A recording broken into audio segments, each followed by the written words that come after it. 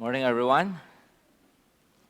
My name is Pastor Sol. I welcome you to our church, All Generations.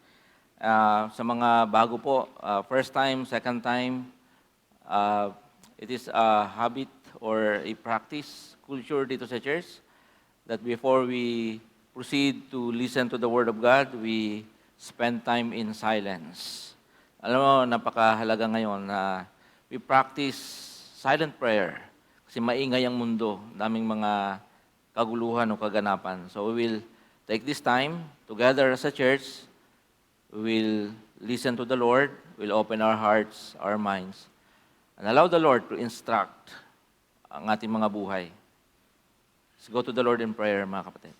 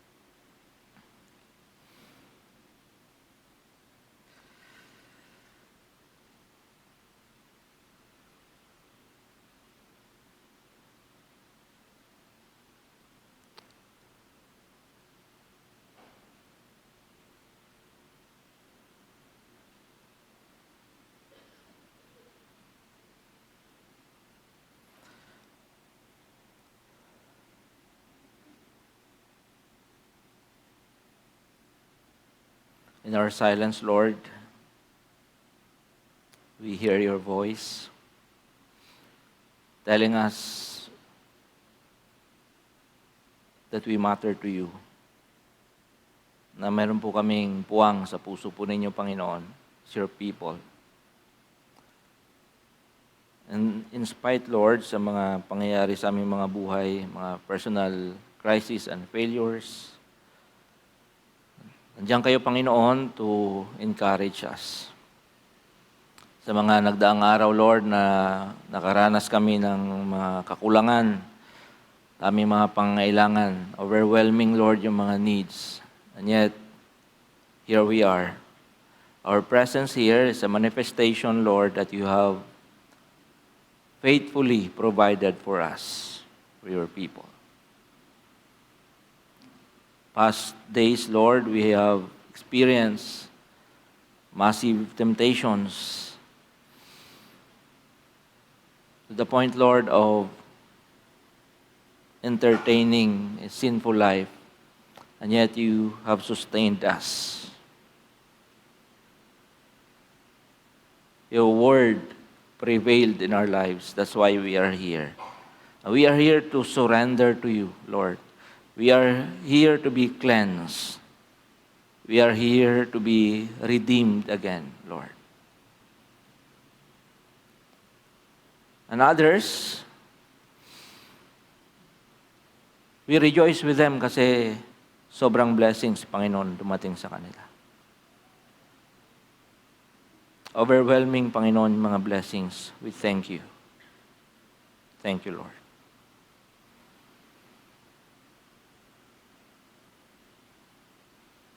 We remember the situation now, Panginoon, sa aming bansa. We are politically challenged. Pray, Lord, for righteousness.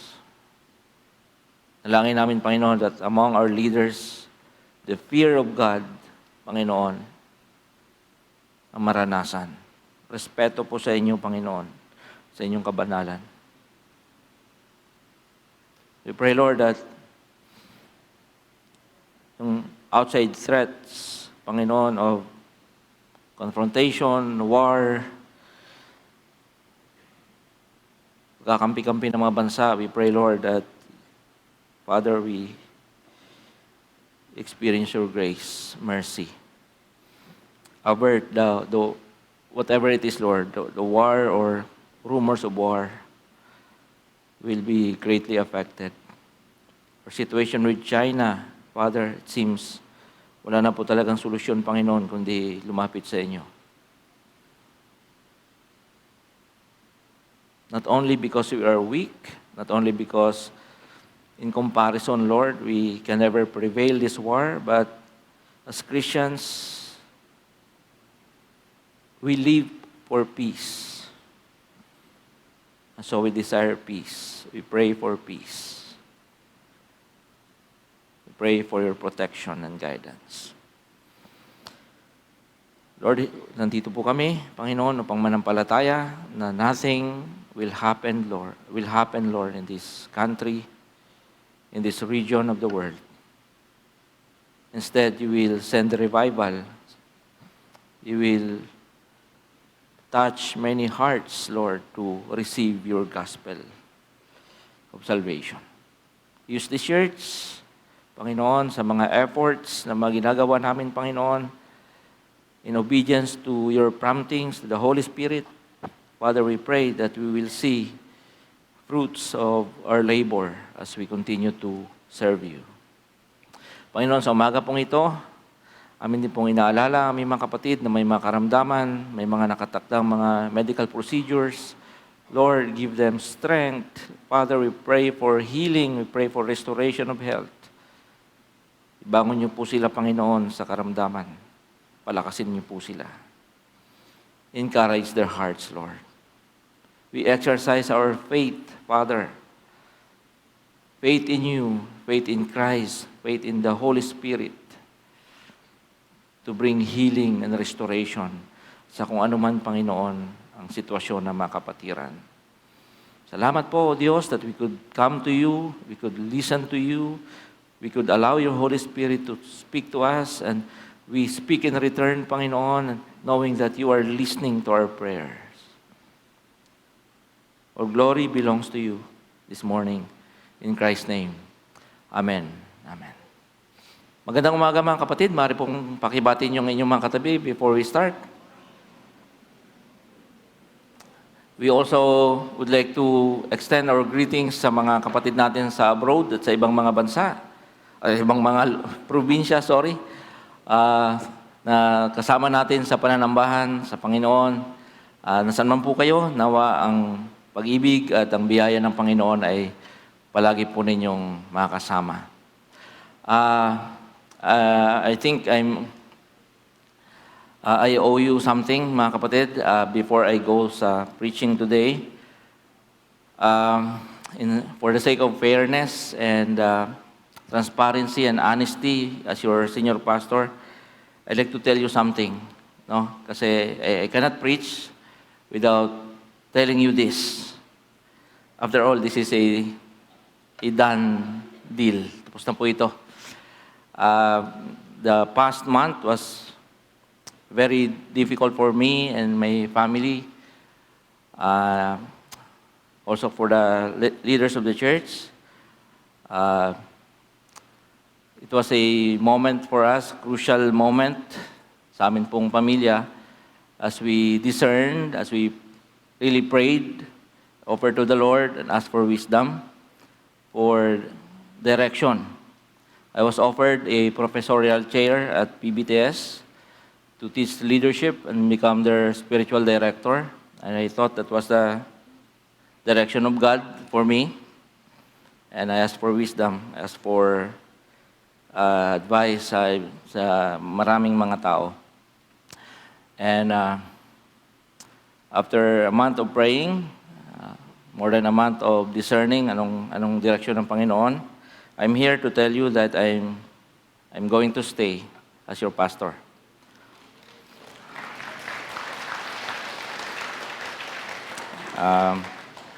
Thank you for accepting me again.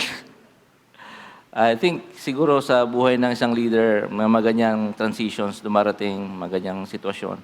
And it's good to be transparent with each other. No? I thank the Lord for the elders who really prayed for me and gave their best to allow me to see the direction of the Lord. So that's it, mga kapatid. I'm here, I'm staying. My family has decided to stay here and serve the Lord. Ngayon na-realize ko na although I can teach, my heart really is for the church. I'm more on a pastor than a teacher. All right, so let's proceed now with our teaching. I think I can preach happily. I can teach without kung ano man sa puso. All right, sige po, oil price hike. That's the title. It's a bizarre title, I believe. Siguro kasi next week nakita ko sa news, no?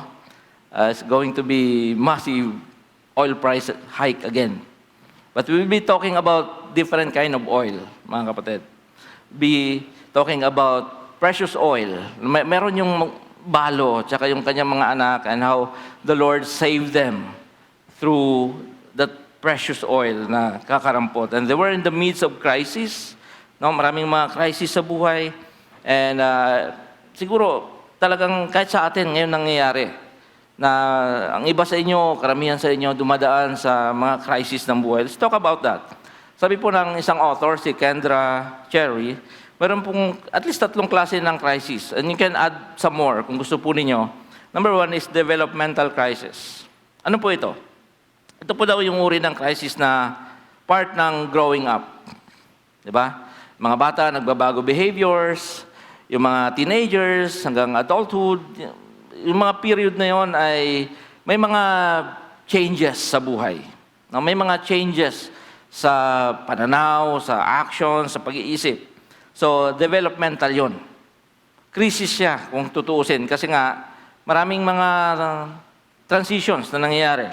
And then, meron tayong tinatawag na existential crisis. Marami ito. These types of inner conflicts that lead, this is a kind of conflict that nangyayari sa inner na kaloob-looban nating pagkatao that lead to a crisis that are related to ideas, no? Your life's purpose. Ano yung purpose ninyo sa buhay? Yung direksyon at saka spirituality. So dito nagtatanong ka na, tama ba ito? Ito ba talagang gustong gawin? Pagkatapos mo mag-aral ng college, na-realize mo parang hindi ito yung gustong gawin sa buhay, no? Tawag diyan ay existential crisis. At dito rin dumadami din yung mga lumilipat ng faith, no? And then meron tayong tinatawag na situational na mga crisis sa buhay. Mga sudden and unexpected na mga krisis sa buhay. Halimbawa, aksidente ka. Bukas, pagpasok mo ng opisina, wala na yung mga gamit mo. Hindi ka man lang sinabihan. Tawag doon ay situational crisis. Or may mga nabiktima tayo ng natural disasters. Ayan. And sabi ko nga, pwede ninyong dagdagan pa yan. O anong uri mga krisis na dumating sa buhay nyo. So ngayon ang tanong is, what would you do? Ano gagawin mo? When confronted with a severe personal crisis, palitin natin. Personal crisis. Ikaw lang muna. Huwag na natin idama yung West Philippine Sea. Huwag na natin idama yung mga kapitbahay natin. Ikaw lang muna. When you're confronted, what do you do? And all you've got, katulad ng balo, is a tiny flash of oil. Kasi yun na lang talaga ang magsisave sa kanila. Ito pong chapter 4 ng 2 Kings, para bang isang chapter na dinevote kay Elisha, the servant of God, yung pumalit kay Elijah, yung prophet. Dito po sa buong chapter na to, mayroong maraming mga miracles na na-mention. At bawat isang miracle dyan, pag binasa ninyo, deserves a separate manuscript. I cannot preach 5 miracles in one Sunday. No? This is a part of even larger narrative. Pag binasa niyo po yung 1 Kings, beginning chapter 17 hanggang 2 Kings chapter 9, Yun po yung grand narrative dyan, yung pangkalahatang kwento. 15 chapters. Iba't ibang kwento. Ngunit merong isang purpose. To keep the people of Israel focused on their God with whom they have a covenant relationship.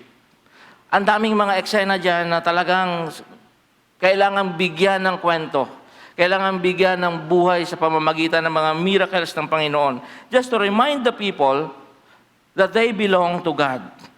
Ito yung mga panahon ng spiritual adultery. Ito yung panahon ng rebellion. Ito yung panahon ng apostasy, pagtalikod sa pananampalataya. So today, mga kapatid, maraming kwento dyan. Chapter 4, we will begin, or at least we will deal with the first story. And today's story I call a personal crisis. Kasi itong crisis na to is a kind of crisis one has to face in isolation. Wala kang kasama dito. At wala ring nakakapansin na you are going through something. Kahit yung best friend mo, maring hindi niya alam anong nangyayari sa loob mo. Not even your pastors in this church. So, sarili mo itong krisis sa buhay. Sa kwentong ito, mga kapatid, personal crisis ito, at yung main character, yung balot, at yung dalawang anak niya, meron silang tinatawag kong double setback sa buhay. She already lost her husband. Di ba? Namatay yung kanyang asawa, na anak ng propeta. Yun lang po kasi yung nag-iisang source of livelihood. Pag namatayan ka kasi ng husband noon, kawawa ka kasi wala kang status. Ang mga babae noon ay walang status. So nag-iisang source ng livelihood na matay. And now, she is in danger of losing her 2 sons. Dalawang batang lalaking anak. Her only source of hope for the future. Kasi kukunin, pambayad utang. I would encourage you, kapatid, to put yourself sa kanyang situation ngayon as you listen to this sermon. Process nyo nga ito sa inyong mga buhay. Namatay yung asawa mo, may iniwang malaking utang, ang pambayad ng utang, 2 mong anak na lalaki.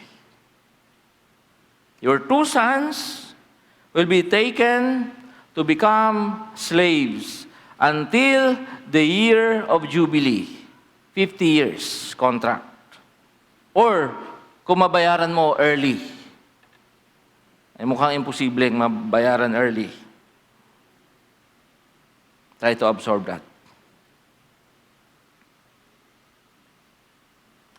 Kung nasa ganyan kang sitwasyon, ano ang iyong maramdaman?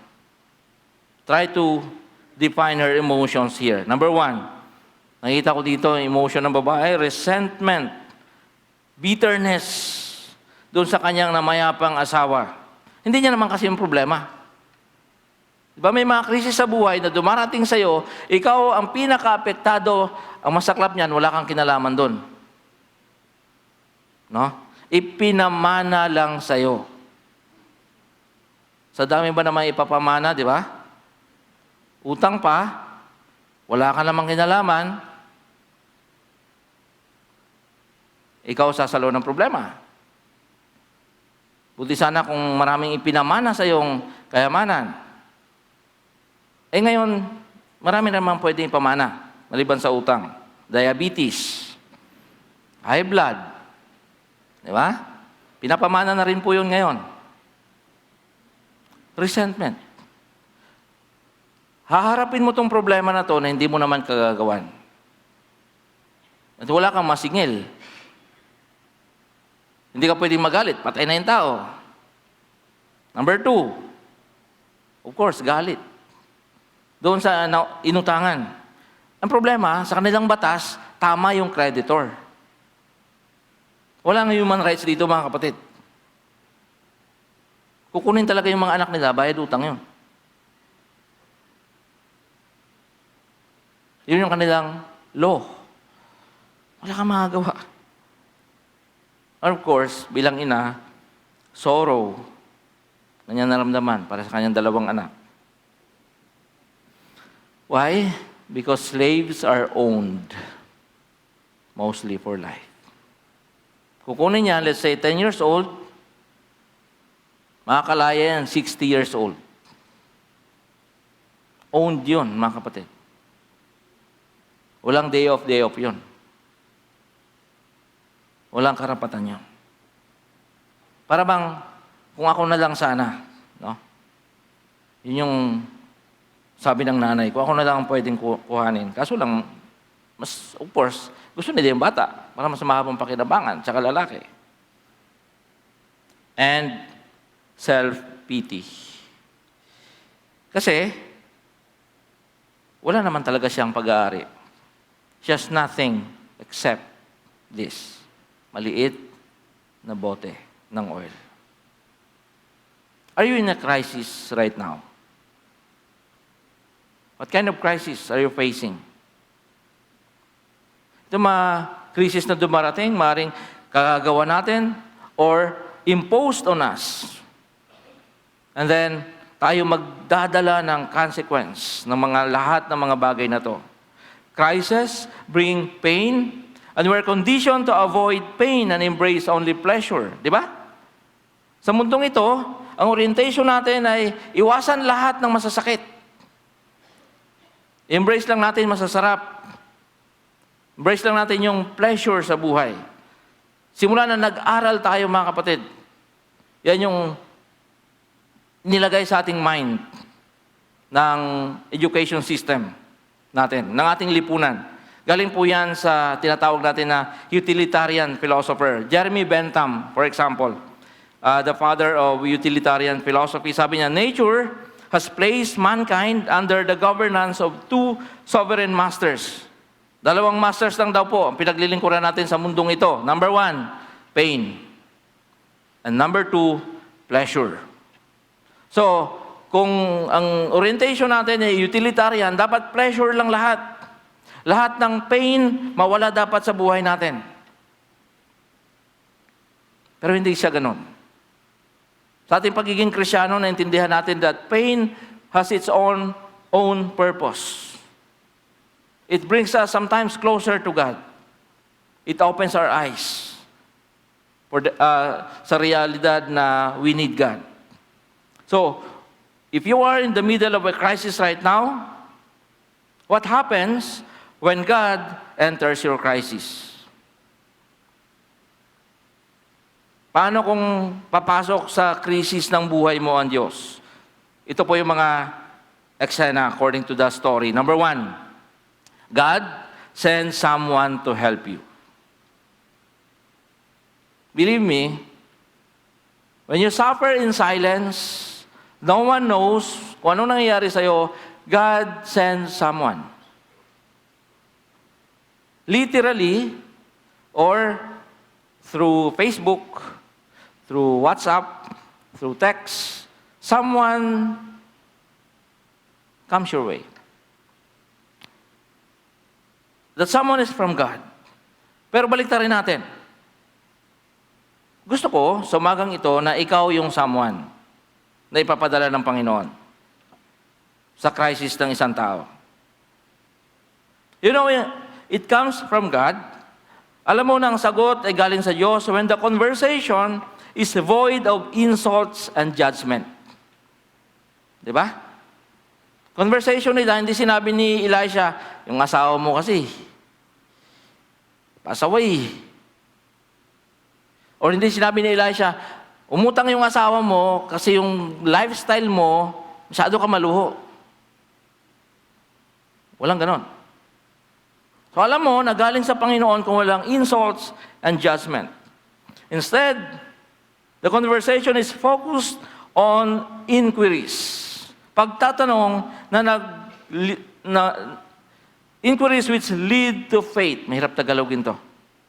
Questions that lead to faith. Mga tanong upang dalhin ka sa pananampalataya. Simple lang, sabi ni Elisha, ano ang maitutulong ko sa iyo? That's the first question. The second question is, ano bang meron ka sa bahay mo? So mga kapatid, if God is sending you today, to address someone else's problems, ito yon. We don't solve the problem. Okay? We allow the person to discover God's hands in the height of a crisis. Huwag tayong bida-bidahan minsan.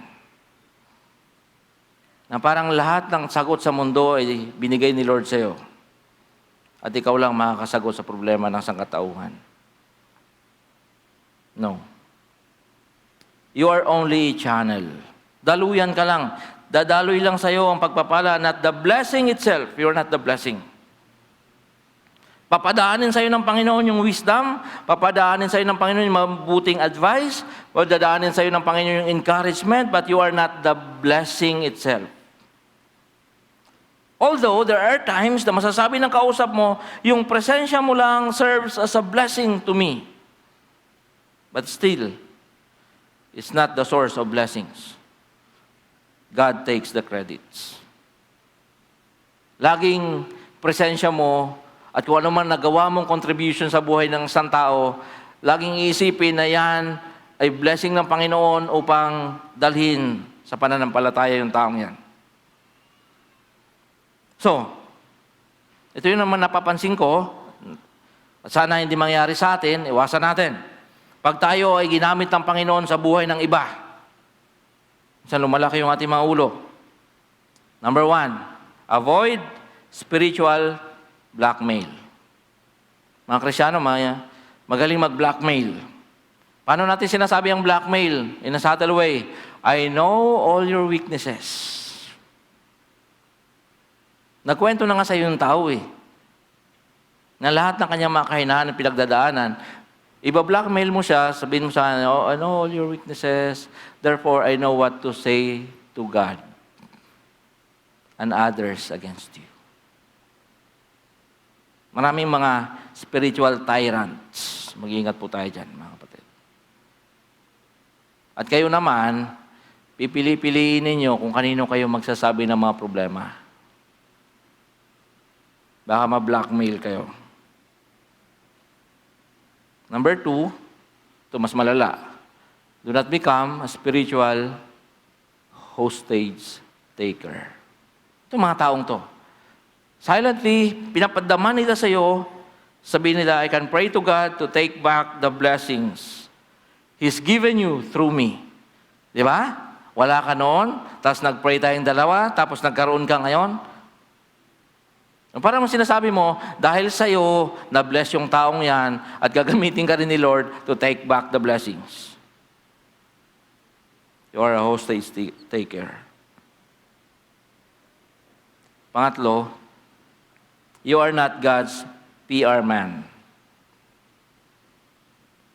Hindi, walang public relations, walang ganon. Kasi mga kapatid, human problems are too complex and convoluted, and no amount of professional techniques and human efforts could ever solve anything. Tanda mo yan.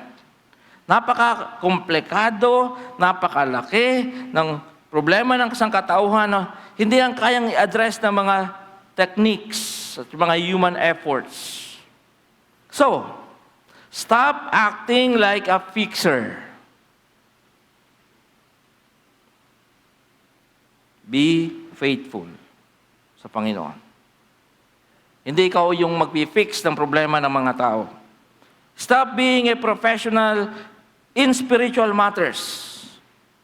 Na ina-analyze natin mga problema ng spiritual na para bang mga consultants tayo.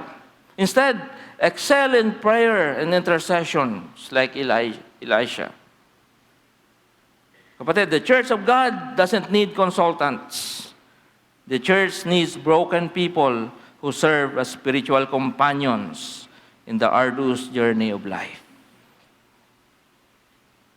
Ang kailangan ng tao, companion, hindi consultant. Jesus requires no spiritual hacks. Only humility that leads to holiness. So if you are the one na pinadala ng Panginoon to help someone in crisis,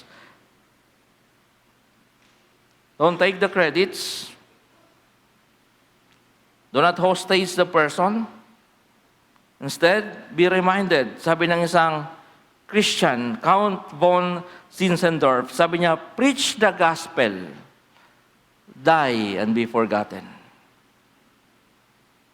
Simple. So, kung nasa crisis ka ngayon, God will send someone to help you. Or kung wala ka sa crisis ngayon, maybe you are the one. Sinasabi ng Panginoon, go to that person. Help him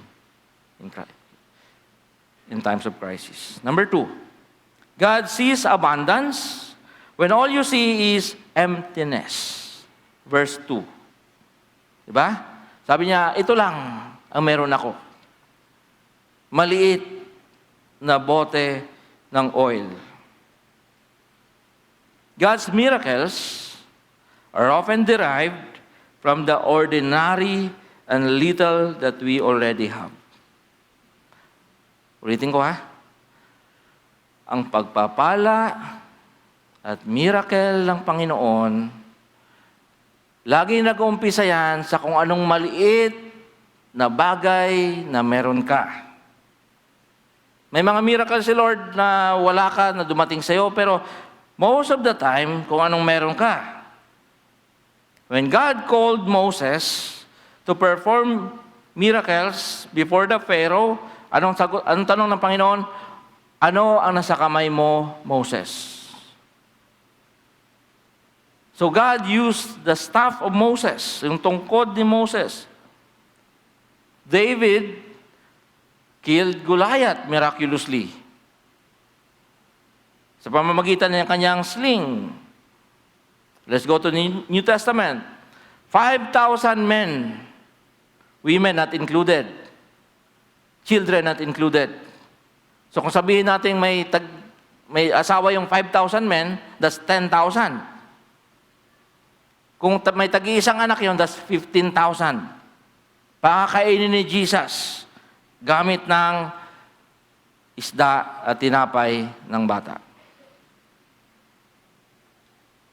At ngayon naman, gagawa ang Diyos, tutugon ang Diyos sa sitwasyon sa pamamagitan ng maliit na bote ng oil. These are mga simpleng stories of faith na ito, mga kapatid, and provision.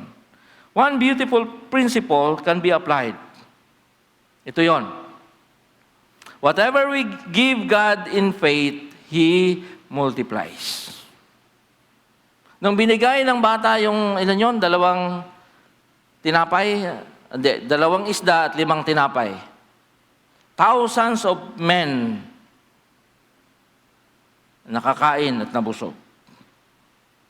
Because that boy decided to give to Jesus kung anong mayroon siya. So, whatever we give God in faith, He multiplies. Kaya ang tanong is, ano ba ang meron ka sa bahay mo? Yung tanong ni Elisha, ano ang meron ka sa bahay mo? Kasi galing dyan, kikilos ang Diyos. Maaaring nasa financial crisis ka ngayon, ang tanong ng Panginoon is, ano bang meron ka dito? Gamitin mo yung talino. Use your wisdom. Diba? Don't envy others na meron. But just think of something na nasa sayo. Pag nagkagirian yung China at saka Philippines, di ba? Anong laging narrative natin? Kung anong wala tayo. Wala tayong submarine, wala tayong mga cruise missiles, wala tayong aircraft carrier. Halos lahat ng narrative wala sa atin. Pero marami din tayong hindi natin nababanggit na pwedeng panglaban sa China. Di ba? Mangkukulam. Ba't hindi natin pakulam? Kung totoo yung kulam.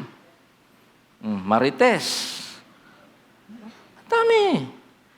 Hindi tayo there's no scarcity in resources. Ano pa bang mga kapre, maligno, manananggal? Meron ba sila niyan?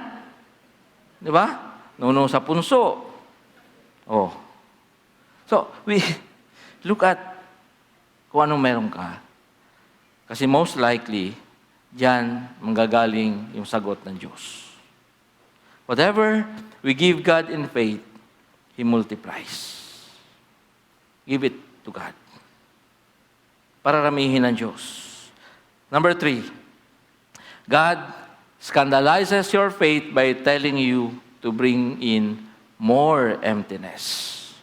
Ano ibig sabihin nito? Napaka-unusual nito mga kapatid, sapagkat kung wala ka at meron kang lalagyan, ina-expect mo na pupunuin niya ng Diyos. Pero ang sabi ng Panginoon, maghanap ka pa ng ano pang empty sa paligid, dalhin mo dito. Di ba? Our logic is simple. Empty containers, kailangang punuin. Huwag ka na magdagdag pa ng problema ng iba. Marami na akong problema. Ito na lang, Lord, yung pupunuin mo. Hindi ganun ang Diyos. So when the widow at yung kanyang dalawang anak na nanghiram ng lahat ng mga empty containers sa kanilang mga kapitbahay, wala na silang empty container, tumigil na yung langis. That's the story. The oil stopped flowing when there was no more empty container na paglalagyan. Think of that. Wala na nga sila, pinaghanap pa sila ng Panginoon ng mas marami pang wala. Kakaiba ang Diyos. Ano ibig sabihin niyan, mga kapatid? Number 1, God's abundant supply is largely dependent on the size of your container. Absorb that. Gaano karami ang blessings ng Panginoon, depende yan sa kung ano yung kaya mong i-handle. Kung hindi mo pa kayang mag-handle ngayon ng ganito kalaki, hindi pa yan ibibigay ng Diyos. Tumigil yung langis nung wala nang mapaglagyan. Saan ba galing yung langis? Napakaliit na bote. Number 2, your emptiness is not forever. Yung kawalan sa buhay, hindi yan mananatili, mga kapatid. We are not hopeless and helpless. Na-address yung issue ng mag-ina. Bakit hindi kayang gawin niya ng Diyos sa iyo ngayon? Your emptiness is not forever. Believe in God. Mga 35 ka na, wala ka pang boyfriend, magkaka-boyfriend ka rin, mga 52. At least hindi forever. Number 3, your needs can be amply supplied. Believe God. Needs yan eh. Crisis yan eh. Hindi yan luho. Kung talagang kailangan yan, ibibigay yan ng Panginoon. Ano ibig sabihin yan? Tinuturuan tayo ng thanksgiving at saka contentment ng Panginoon. Sapagkat yung mga pangangailangan yan, ay talagang tutugunin ng Diyos. Number 4, your life is defined and shaped by God's daily sufficient grace. Huwag natin kalilimutan na ang prayer ni Jesus ay ganito, give us this day our daily bread. Lord, bigyan mo ako ng 10 taong pagkain. Hindi ganon. Give us this day our daily bread. Araw-araw, sinusupply ng Panginoon. And that shapes your life. Number 5, God can fill the emptiness of the whole world. Bring in more empty containers. Why don't we start bringing our emptiness to Him? Takot tayo sa salitang empty. Di ba? Tingnan yung mga wallet nyo. Yan, yung example yan eh. Pindutin yung mga pin sa ATM ninyo. Yan mga example yan. Tingnan yung passbook nyo. Takot tayo dyan. But again, we allow God to enter our crisis. Ikaw ang masasurprise na hindi mo kayang hawakan ang pwedeng ibigay sa iyo ng Panginoon. Pangapat, God works best behind shut doors.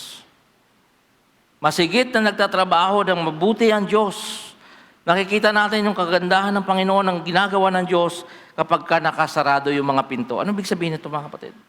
Sabi ni Elisha, sarado niyo yung pinto. Huwag kayong maingay. Basta buhos lang kayo ng buhos. Don't let others see what's happening here. Mga 13 years ago, ay nabasa ko na yung Apple company ni Steve Jobs, mga kapatid, kapag daw sila ay may product na ilo-launch, bigla na lang daw may dumarating na mga contractors doon sa kanilang factory. Walang sabi-sabi yun, isasarado nila isang portion, kahit yung mga employees na nandun, uninformed what's going on. Basta may magdarating doon, lalagyan ng mga divisions, at ilang tao lang yung nandun. Tapos maglo-launch sila ng bagong product. So when the product is launched, everybody, kahit yung mga employees ng Apple, will be surprised. Uy, may bagong Apple product at kakagatin nyo ng marami. So, hindi yun nila sinasabi sa karamihan. Sasabihin na lang nila kung kailan yung schedule ng launching. Naintindihan ni Steve Jobs yung power of working behind shut doors. When God is the master of this strategy. Anong sabi ni Jesus? When you pray, pumunta ka sa iyong silid, sarado mo ang pinto, and pray to your Father in heaven na hindi nakikita. When we pray, God works, and God works best behind shut doors. So ito ngayon, lagi na lang bang sekreto yung buhay ng Kristiyano?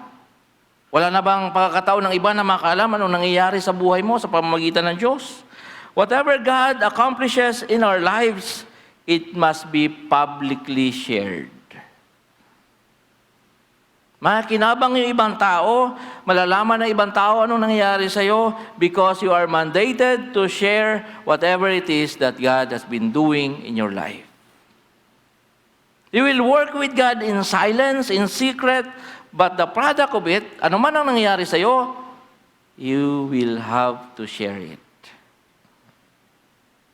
God's work can be accomplished only when we give ourselves fully and wholeheartedly to God. Sometimes it requires prolonged time alone with the Lord.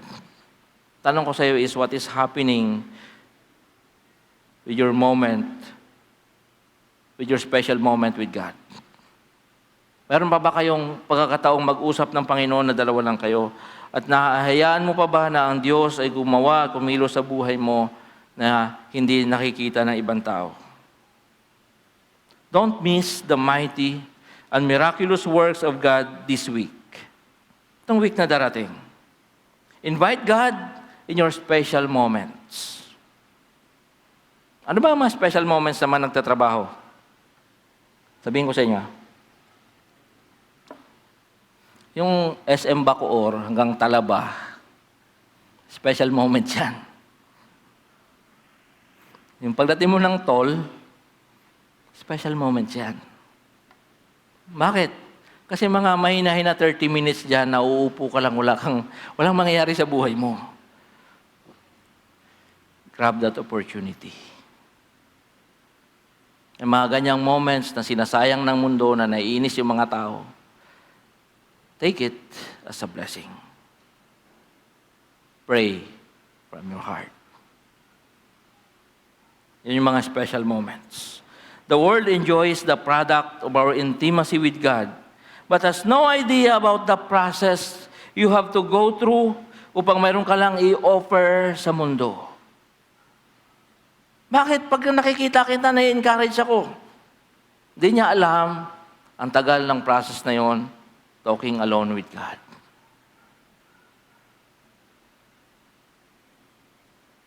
Others enjoy the pleasure while we endure the pain. And Jesus is our ultimate model. May mga pagkilos ang Diyos na ginagawa niya na hindi nakikita ng ibang tao. Pero kung ano ang nangyayari, ang magandang lumabas doon, isi-share natin sa iba. Panghuli, God saves through sales and surplus. Well, this is what happened here. No? Kaya nga oil price hike. And sabi ni Elisha, go and sell the oil. Humayo ka, ipagbili mo. Sell the oil that has been multiplied by God. Sell the oil na nandyan sa iyo na itinatago mo lang na matagal na panahon. God's salvation and preservation go hand in hand, mga kapatid. Now, it is safe to assume na nung binenta yung oil na yun, it was sold at a high price. Sila pala yung pasimuno ng kartel ng oil. They got to dictate the price. Why not? It was premium quality oil. Ito yung oil na hindi ginagamit sa pangluto, but to anoint, to heal, to refresh, to soothe the pain, to restore health and wellness. Precious oil na pinarami ng Diyos. Now, sinong hindi bibili ng ganyang oil? You can sell it at a high price. Sabi ni Elisha, bayaran mo ngayon ang iyong pagkakautang at yung tira niyan, diyan kayo mabubuhay. Another trademark of God. Anong meron ka ngayon? Meron kang langis. Well, yung mga taga Iloilo, naintindihan nyo to. Mga taga Guimaras, taga ba to? Yung langis daw kasi, huwag na nga lang. Baka galit pa sa akin si Jordan. Baka lumipad to mamayang gabi. Ano tayong langis? The Holy Spirit. Because in the Scripture, oil is sometimes used to symbolize the Holy Spirit. The widow at yung kanyang dalawang anak nabuhay because of oil. We live because of the Holy Spirit in us. We can never exhaust the resources and the life-giving power of the Holy Spirit who lives in our hearts. Kapatid, balikan ko yung crisis mo. Hindi ko alam kung gaano kabigat yan. Now, if this message is not enough for you, it's not enough to convince you of God's power, I would encourage you to try reading the whole chapter 4, 2 Kings. Kasi mayroon pang 4 na istorya ng provisions, ng miracles, ng ginawa ng Diyos sa pamamagitan ni Elisha. Stories waiting to be discovered. Stories to guide us towards the path of faith. Sabihin mo ngayon, parang kulang. Mayroon pang 4 doon. Basahin mo. Use this chapter 4, sa inyong mga family altars and devotions this week. Read it together. Tingnan ninyo anong kayang gawin ng Panginoon sa buhay nyo. Discuss it among yourselves. Discuss it among yourselves. Shall we all rise? Tayo po tayong lahat. And let's pray to the Lord.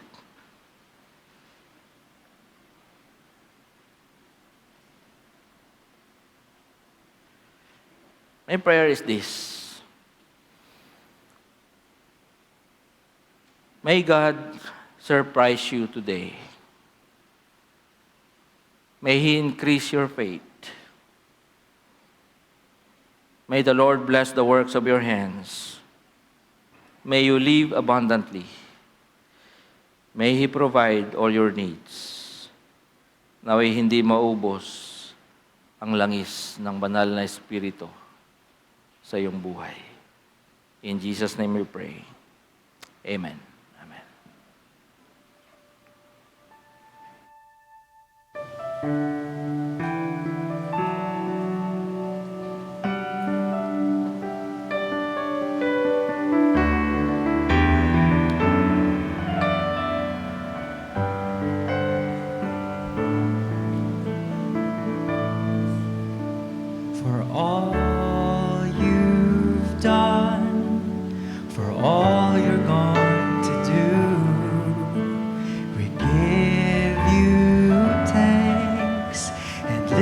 our praise to you. We give thanks. We give thanks. We give praise. For we know that all things work together for our good. We give thanks. We give praise. For by faith we know your grace will see us through.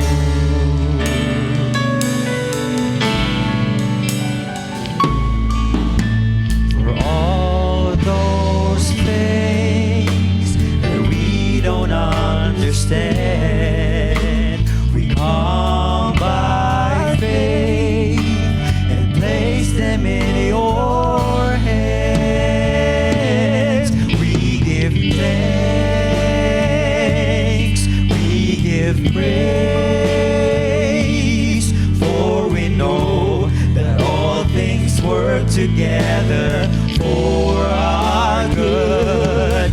We give thanks, we give praise,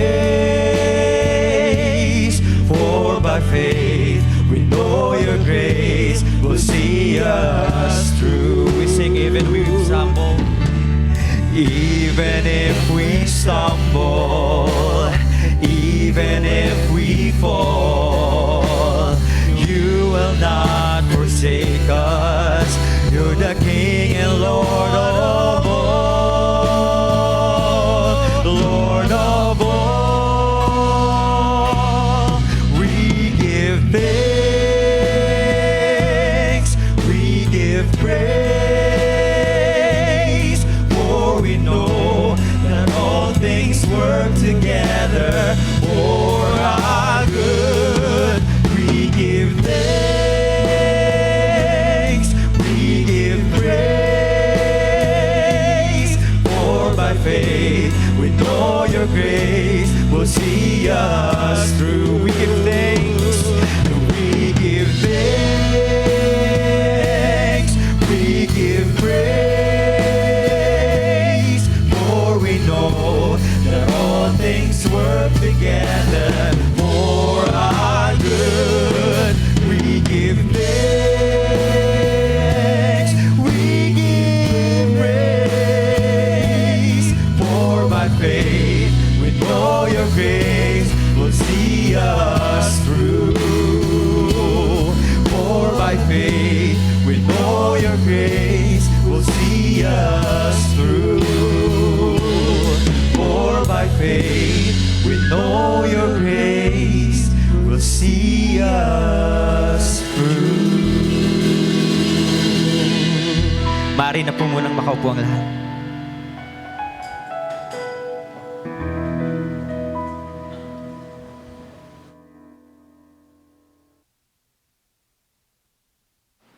Bago po sa ating panghuling panalangin, gamitin natin itong opportunity na to honor some people dito sa church. Kung hindi nyo po alam or nakalimutan na ninyo, mayroon pong DVBS na nangyari po itong week na to. At nagkaroon sila ng graduation on Friday. It was a beautiful, it was a vibrant gathering of children learning together.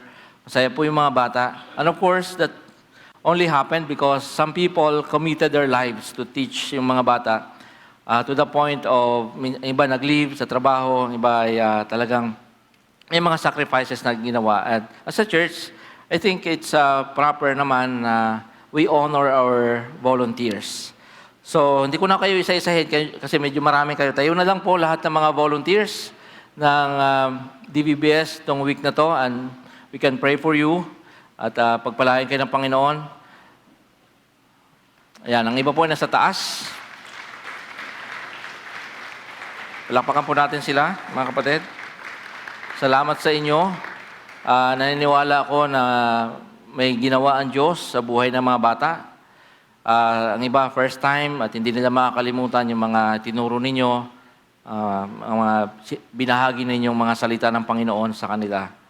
So, again, thank you for serving the Lord. And let me utter a short prayer sa inyo pong lahat ng mga volunteers na ginamit ng Panginoon itong isang buong linggo, 5 araw, upang mangyari ating PBS. Lord, we thank you for the lives of these people. Tinawag po ninyo, binigay niyo ng talino, kaalaman, Panginoon, at higit sa lahat, pagmamahal, malalim na pagmamahal sa mga bata. Next generation, Panginoon. Lord, nangyari po ang mga plano, naganap, Panginoon, yung mga sessions, Panginoon, every day, Panginoon, dahil sa kanila, ginamit niyo po sila. Ngayon, Panginoon, namin pong panalangin na pagpalain niyo ang mga kapatid na ito, pagpalain niyo, Panginoon, ang kanilang mga buhay, ang kanilang mga pamilya, ang kanilang mga career, ang kanilang mga pag-aaral, Panginoon, o anuman ang kanilang mga ginagawa. Panalangin ko, Panginoon, ang mga blessings and favor na nakalaan para sa kanila ay kanilang matanggap, Panginoon, at maalala nila na ang aming Diyos ay nakikita ang mga sacrifices, mga ginagawa, Panginoon, para po sa inyong kaharian. I lift them up to you, Lord, this morning. Lord, pagpalain niyo ang kanilang mga puso. Mga kapatid, tayo pong lahat ay tumayo sa ating panghuling panalangin. And Father, we commit to you, Lord, the rest of the week. We have plans, pero ang sabi na yung mga salita, Panginoon, nagpaplano kami, pero kayo nagpapatupad. Sangayon sa inyong kalooban, Panginoon, at magandang atikain para sa inyong mga anak na may mangyari ang mga pinaplano at naisin ng bawat isa. Samahan niyo po kami sa mga endeavors na darating, haharapin ng mga challenges. Give us faith, encourage our hearts. Bless us, O Lord. Those who are celebrating life's special moments, Lord, mga birthdays, anniversaries, graduation, pagpasa sa board exam, so kung ano man, Panginoon, Lord, we rejoice with them. Encourage their hearts. Pray for more years, Lord, of being blessed and favored as your children. Those who are going through, Panginoon, sa mga mabibigat na karanasan ng buhay, we pray, Lord, that your grace will come through, Panginoon, sa kanila. Encourage their hearts. Dismiss us now with your love. We will leave this place, Lord, with peace in our hearts and with joy and anticipation that you will do more sa aming mga buhay, Panginoon. May the Lord bless you, my dear brothers and sisters, and may He keep you. May the good Lord make His face to shine on you and be gracious to you. And may He lift up His countenance on you and give you peace. Amen. Amen. Magandang umaga, mga kapatid. Pagpalain po tayo ng Panginoon.